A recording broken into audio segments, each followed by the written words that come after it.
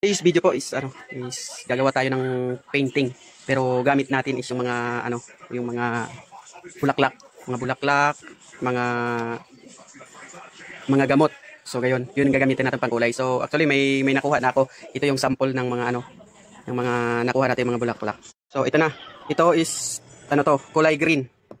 Galing sa sa malunggay. Yan. Tapos ito yung kulay pink. Galing sa bougainvillea. Tapos ito parang parang maroon o red galing sa sa gumamela. Tapos ito, yung tawag sa English ito is blue butterfly pea. Ito, kulay blue 'yan. Tapos ito yung luaw or turmeric. Yan. Luyang dilaw o turmeric, ito kulay yellow. Tapos yung dark brown ko is kape. Yan. And black. Pag double purpose to. Double purpose to. Pwede itong i-black. So depende sa pagka-mix mo sa sa karamihan ng kape. Pwede siya brown, pwede siya black. So ito, galing sa kape yan. So tapos ito yung yung mga brush ko. Ginawa ko talaga to galing sa sa patong or bamboo. Ito yung pang-lining ko.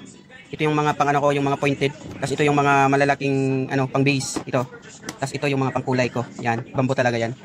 Tapos ito na yung ito yung sample ko. Actually itong ginawa ko po is 4 na icon po to ng Mandaya musical instrument. Ito yung suding, bunabon, gimbal at saka yung kudlong. So yung parang yellow at saka brown dyan, yan yung turmeric at saka kape. Tapos yung blue naman is yan yung butterfly pea. Tapos yung kulay pula, yan yung yung bougainvillea.